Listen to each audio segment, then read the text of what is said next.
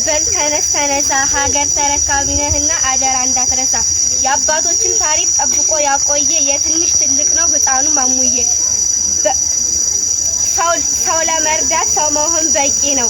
ሕፃኑ ማሙዬ ትውልዱ ያንተ ነው። የአንድነት መታያ መለያ ሰንሰለት ሕፃኑ ማሙዬ የትውልድ አንደበት።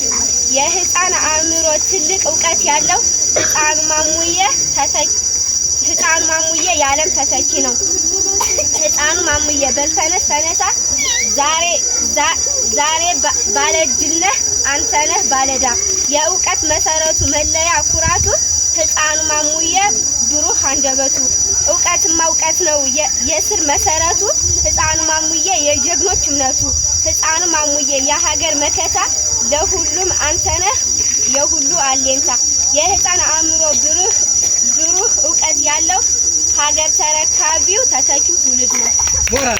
ስነ ጽሁፍ ስለ ዓለም አቀፍ የሕፃናት ቀን ዩኒቨርሳል ችልድረንስ ዴይ። ክቡራን መምህራን፣ ወላጆች፣ እንግዶቻችንና ተማሪዎች ሁሉ እንደምን አደራችሁ? ዛሬ እኛ በዚህ ለመሰብሰቢያ እንኳን ደህና መጣችሁ። ይህ ቀን ዓለም አቀፍ የሕፃናት ቀን ነው። በዓለም ዙሪያ ሁሉ ልጆች መብታቸው እንዲከበርና እንዲጠበቅ የሚያሳስብ ቀን ነው። በዚህ ቀን ልጆች መብት እንዳሉ እናስታውሳለን። ለትምህርት መመዝገብ መብት፣ የጤና እንክብካቤ መብት፣ በድህነት የመኖር መብት። ልጆች የዛሬ ልጅ ብቻ አይደሉም፣ የነገ መሪዎች፣ የሀገር መሰረት፣ የማህበረሰብ ተስፋ ናቸው። ይህ ቀን በዓለም ሁሉ የሚከበረው በሕፃናት መብትና እድገት ላይ የሚያስጠነቅቅ የተለየ ቀን ነው። በዓለም ታሪካዊ መዝገብ ውስጥ ሕፃናት ተጠባቂ የሆኑ ለዘመናት ብዙ ጊዜ ሳይታወቁና ሳይጠበቁ ተስተው ነበር። ሕፃናት ከተፈጥሯዊ መብቶች ጀምሮ እስከ እድገትና መደጋገም መብት ድረስ ብዙዎች እየተገደቡ ነበር። ነገር ግን በ1954 በአብዮተ ልደት ተሞልቶ በዓለም ውስጥ የተቋቋመው ይህ ቀን የመጀመሪያ ደረጃ ሆኖ ተገለጸ። የቀኑ ዓላማ ዓለም ሁሉ ሕፃናትን ለማክበር መብታቸውን ለማስጠበቅና የተሻለ እድገት እንዲያገኙ ለመርዳት የሚያሳስብ ቀን ነው። እንዲያውም በ1989 በዩኤን በተባበሩት መንግስታት ድርጅት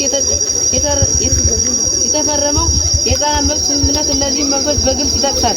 ስለዚህ ሕፃናት መብታቸው በዓለም ሕግ የተጠበቀ መሆኑን ዛሬ እኛ እናከብራለን። በተጨማሪም በዚህ ቀን ዓለም የሚኖሩ ሕፃናት ሁሉ መብቶቻቸው፣ ደህንነታቸው፣ ትምህርታቸው፣ ጤናቸውና የወደፊት ተስፋቸው እንዲከበሩ ማስታወሻ ቀን ነው። ይህ ቀን ከእውነተኛ ቃልና ከማህበረሰቡ ኃላፊነት ተነስቶ ሕፃናት በሚገባቸው ትርጉሞች የሚያሳስብ ቀን ነው። በዚህ ቀን የቤተሰብ፣ የትምህርት ቤት፣ የመንግስት ወይም የማህበረሰብ አካላት ሁሉ ልጆች ግንኙነት የሚያሳዩትን ኃላፊነትና የእርዳታ ተግባር እንዲያሳዩ ይጠራሉ። በዚህ ቀን ላይ የሚታሰቡ ነገሮች ከሁሉም በፊት በክብር፣ በፍትህና በተስፋ የሚታዩ የሰው አይነት የወደፊት መሰረት ናቸው። ሕፃናት በተፈጥሯቸው ንጽህና፣ ብርሃንና በፍቅር የተሞሉ ፍጥረታት መሆናቸው ለዓለም ሰፊ ሀብት እንደሆኑ ይገለጻል። በዚህ ምክንያት በዓለም ዙሪያ ካለው የሕፃናት መብት ስርዓት ጀምሮ እስከ ቤተሰብ ውስጥ የሚከበሩ ፍቅርና የእኩልነት ደንቦች ድረስ ሁሉም ሕፃናት መጠበቅ እንደሚጠይቅ ይጠብቃል።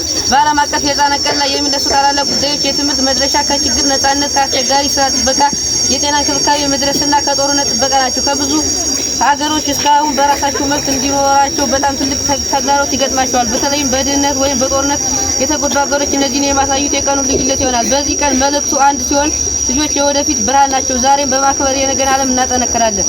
አዘጋጅ ተማሪ ቸርነት ጌሮ ከ7ኛ ክፍል ስላዳመጣችሁኝ አመሰግናለሁ።